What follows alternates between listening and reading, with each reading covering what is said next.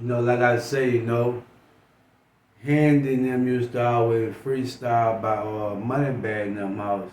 You know what I'm saying? And that's right down the street from my house. And back and forth, up and down that leaf. You know what I'm saying? Going back and forth to the stove.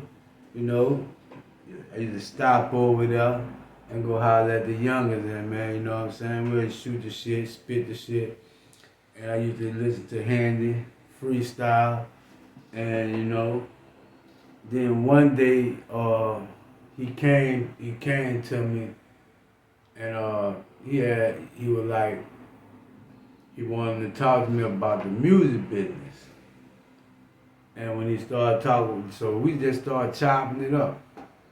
And we used to always chop it up, you know what I mean? Cause like I said, I was a little older than him. I'm older than Handy, and now I'm older than Handy. But I also had prior music business experience, cause I was also in a rap group, you know what I'm saying?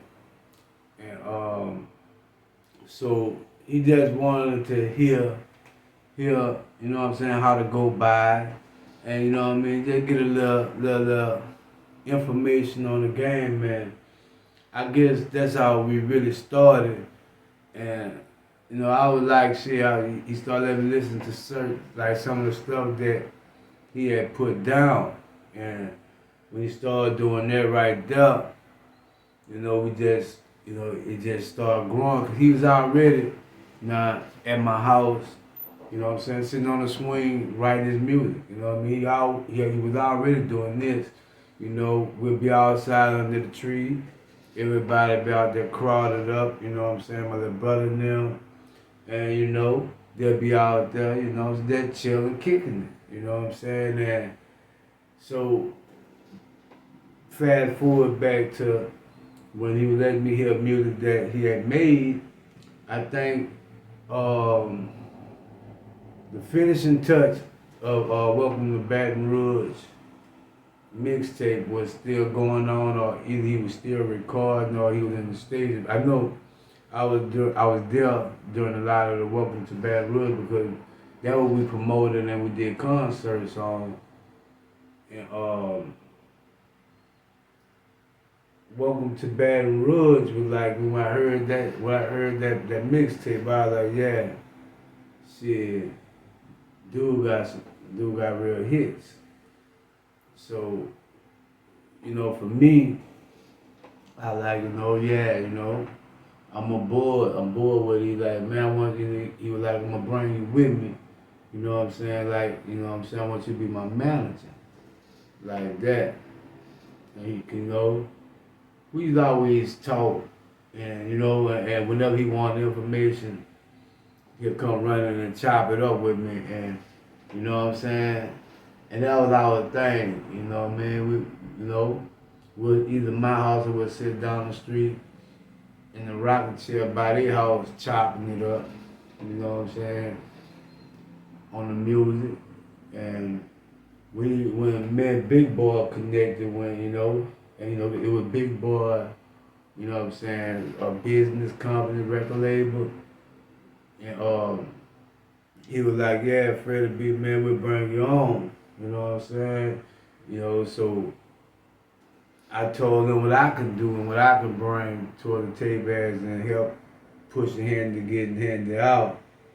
And, they were the big resources. They had the resources, they would do, you know what I mean? Like, you know what I'm saying, any business be ran. And so I took the obligation and the responsibility of doing the street network and Big Boy Press, get everything together. You know what I'm saying? Make sure everything was in order. And we all used to listen to the music and give our feedback on it. Sometimes it'll be something here to be like, I could do it better. Big be like, man, that bitch fire, my nigga, just the way it is, I'm telling you. And that was just the way that, you know what I'm saying, we connected to create, you know what I'm saying, such raw, you know what I'm saying, the raw shit. And with the Rap Hustlin project, I was there throughout the whole Rap Hustlin project. And, you know, to me, you know, it was fun witnessing in the studio, you know, these dudes doing their craft and being in the studio on the other side of the glass, you know what I'm saying, trying to hype them like we was on stage, you know what I'm saying, and I'm doing the hype for them, you know, so with that, you know what I'm saying, it was like, I guess that's where I came in with the music, you know what I'm saying, for me, it really was for the love. I didn't give a shit about anything else but the love and wanting to see a successful project along with everybody at grind time. You know what I'm saying? And you know, so you know, the thing that really stood out with Lil Handy, it was the determination that he had when he did his music. He wrote his music, you know. Or if he chop it up, you know what I'm saying, how he chop his music up and know how to come back up and, you know what I'm saying, put it down. But he made sure all his words that he said, he was going to put it, you know what I'm saying, in the artist's craft format. And that's what he did, you know what I'm saying.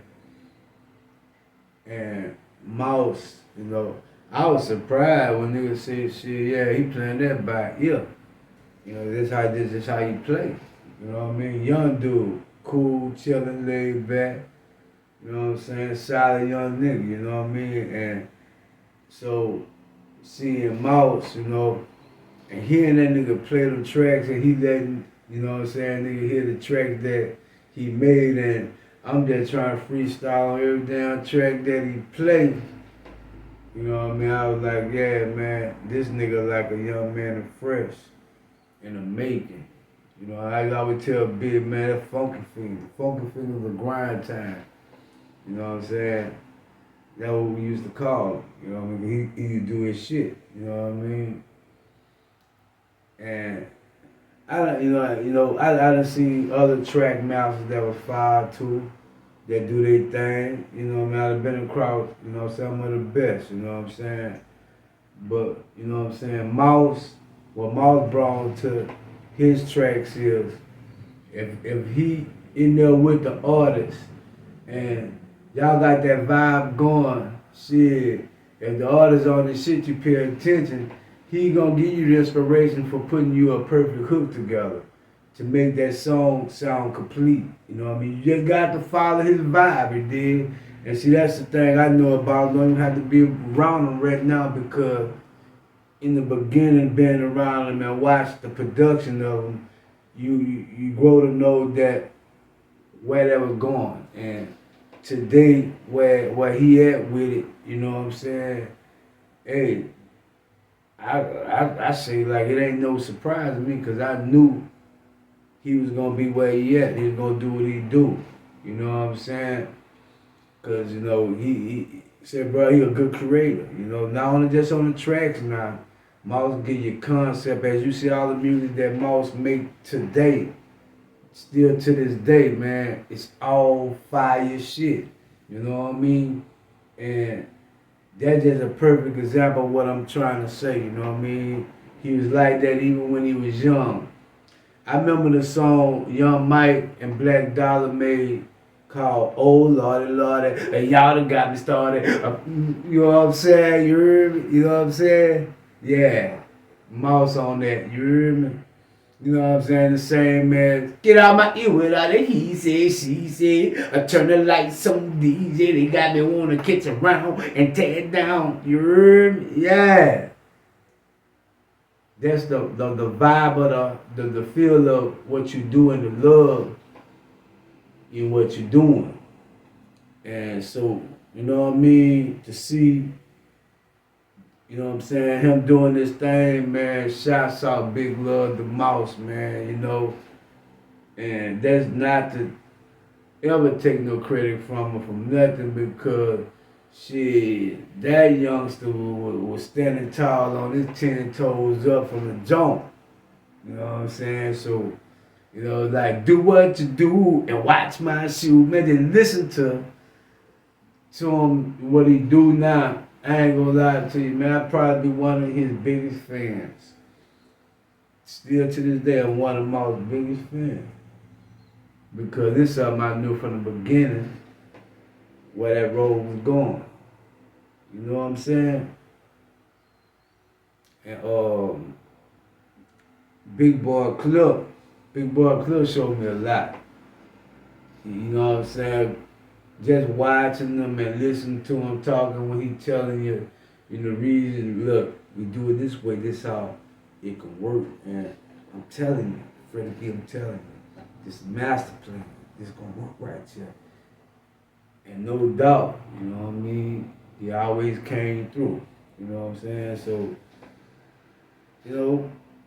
the Grind Time family, just being a part of that entertainment company and that organization, man, I had fun now. You know what I'm saying? I ain't gonna lie to you. When I say we turned up, we had fun. It was a family organization and environment where, you know what I'm saying, when you were there, you knew one thing, you felt comfortable, like it was a home feeling. You know what I mean? It was respect, love, and a bunch of determinations that trying to get the job done. And so it was like we was there. I remember when I got the call from Chris Stokes. And, I think Jay twice called me too. He said, yeah, man, I'm gonna give you the number, you get in contact with him, man. So hooked up, called Chris Stokes, and he was like, yeah, man, I wanna fly y'all down to Cali. One mouse come down, you know what I'm saying, whip up something and da-da-da-da-da. And from there, we had shot up the rain, Little Handy, me, Mouse. We was about to fly out to California. And you know what I'm saying, we had a concert to do the weekend, the weekend before the tragedy. We had a concert to do in Hammond. And all this was around the time of I think the graduations, or if I'm not mistaken, around the time of Mouse graduations, Southern, someone graduated from Southern. It was one of the two, I can't recall right now, but it was around that time we had a show that we were going to do in Hammond, Louisiana. And, we went done the show. We were supposed to open up for a major artist, but the major artist bus had a little trouble. I think got caught up in Jackson, Mississippi somewhere or something, because I know that he did call the club owner and apologize to the crowd, you know what I'm saying, from intercom on a cell phone.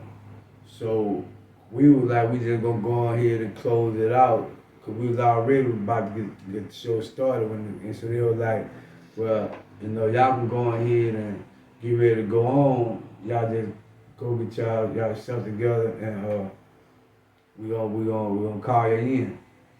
But what we did, you know what I'm saying, we went back to the car, getting ready. I got the show dead like I always did out the car, because I've been, Big Boy, me and Big Boy be touching bases like before any concerts on show discs, and Big had a show disc made like ASAP called, be like, man, yeah, you go pick up the show disc or come pick up the show disc. So, it was like, we went down the show in Jackson. Hannah was happy. I mean, he was like, man, he was like, brother's dope, and I could see it. And he was so eager he wanted to put out the song with him and Webby. He wanted to perform, but we weren't ready for the perform that just yet, because it was going, I guess Big Boy had plans for that in the promotion of the album when the album was to be released. So You know, we're like, you know, we're still riding the wave of the big boy, which that still was going hot. And, you know, we had Dime Piece also on the radio. So, it got to the point where, he wanted it, but in Hammond, he seen it. I remember the whole trip going and coming back. You know, Hammond was happy. He was ready to go do the show. You know what I'm saying? Once the show was over with, you know what I mean? We chopped it up, especially after we found out that, you know what I'm saying, yeah, we booked to go to California to make some major moves. And now we're going to be really the solidify into the music game. And, you know what I'm saying? Then, you know what I'm saying? I never forget, I got that call, you know what I'm saying? And when I got that call, you know what I'm saying, it was like, you know, they were still in the hospital, both him and Coop. They were still in the hospital. And, we went seeing them, you know what I'm saying? And, you know, give me 1 second, you heard me?